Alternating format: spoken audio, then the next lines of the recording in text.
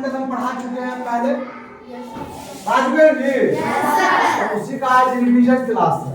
क्या क्लास है? रिवीजन। देखो वायुमंडल, हम लोग का चैप्टर का नाम आज क्या है? वायुमंडल। यहाँ पर देखो, ये हमारी पृथ्वी है। क्या है हमारी?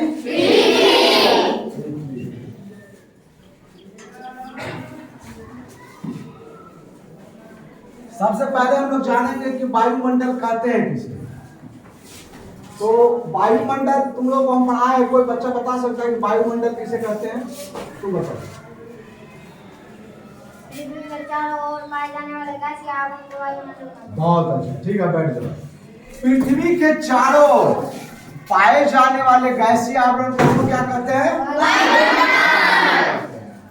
तो इसके चारों, पृथ्वी के चारों ओर सराउंडिंग क्या है? हमारा गैस। लगभग 1000 किलोमीटर तक हमारा गैसीय आवरण पाया जाता है। 1000 किलोमीटर। और यह गैस जो है, यह गैसीय आवरण जो है विभिन्न गैसों का क्या है? एक संगठन है। आप लोगों को बताए थे विभिन्न गैसों का क्या है? संगठन है। और यह जो आवरण है वह विभिन्न गैसों के मिश्रण से बना हुआ है और हमारे पृथ्वी से क्या है? चिपका हुआ। क्यों? क्योंकि पृथ्वी में गुरुत्वाकर्षण बल होता है। कौन सा बल होता है? गुरुत्वाकर्षण बल होता है। तो गुरुत्वाकर्षण बल के कारण क्या है? यह हमारी पृथ्वी से जुड़ा हुआ है।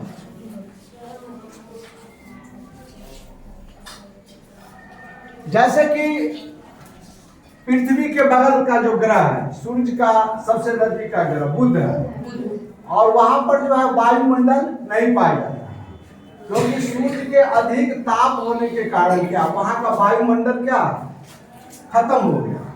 इसीलिए वहां पर जो है जीवन संभव नहीं है।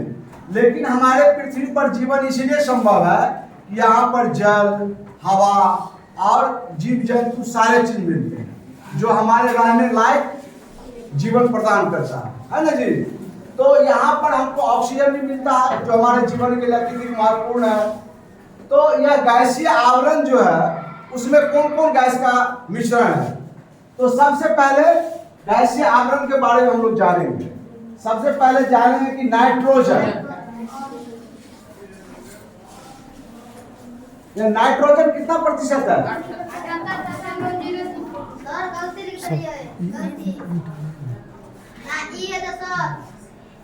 नाइट्रोजन 78.0। इसके बाद है ऑक्सीजन। ऑक्सीजन कितना है?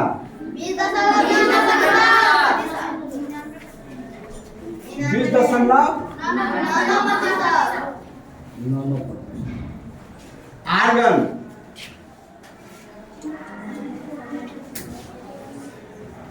आर्गन कितना है? 0.9। कार्बन डाइऑक्साइड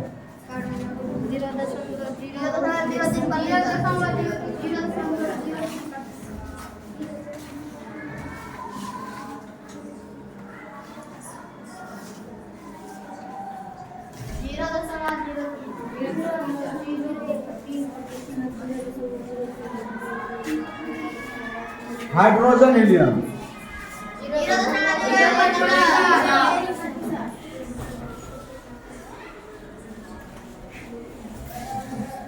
कितना है? 0.0। कुल मिला कितना हो गया? 100%।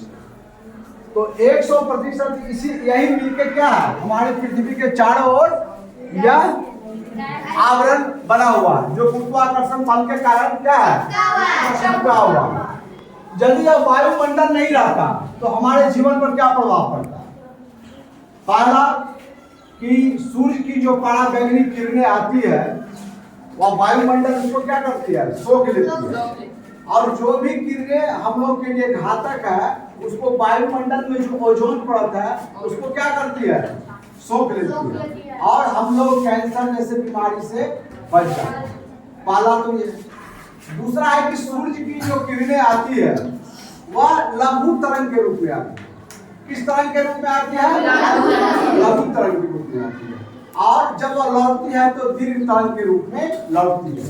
तो यह हमारे जो गैसीय आवरण है उस तरंग को क्या करती है, रोक लेती है, और रोकने से क्या होता है कि हमारे पृथ्वी का तापमान बना रहता है। यदि यह वायुमंडल नहीं रहता तो क्या होता, यह जो तरंगे है वह आसमान में चली जाती, और जिसके कारण हमारी पृथ्वी जो है अत्यधिक ठंडा हो जाता, और जिससे क्या होता है यहाँ बर्फ जम जाता, जो जीवन के लिए संभव नहीं था। तो ये वायुमंडल है, इसी में एक ऑक्सीजन नाम गैस पाया जाता है, वह 20.90% पाया जाता है। तो वह हमारे जीवन के लिए क्या है, बहुत महत्वपूर्ण है। यदि ऑक्सीजन यदि हमको नहीं मिले तो हम लोग 2 से 3 मिनट तक जिंदा नहीं रह सकते। इसीलिए वायुमंडल हमारे पृथ्वी के लिए सबसे महत्वपूर्ण घटक है ना जी। हम लोग इसके बारे में एक एक के बारे में जानेंगे। इसमें वायुमंडल में 4-5 परतें हैं, 5 परत है, और उसकी एक विशिष्टता है जी, विशिष्ट गुण होता है। हर परत का एक एक विशिष्ट गुण होता है, उसके बारे में हम लोग जानेंगे।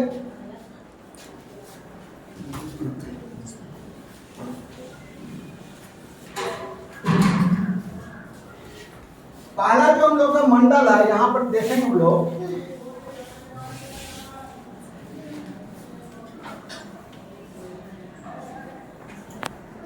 ऐसे मान लो, तो इसको हम लोग बोलते हैं क्षोभ मंडल। सबसे निचली परत को क्या बोलते हैं, क्षोभ मंडल को इंग्लिश में क्या बोलते हैं, इसको बोलते हैं ट्रोपोस्फीयर।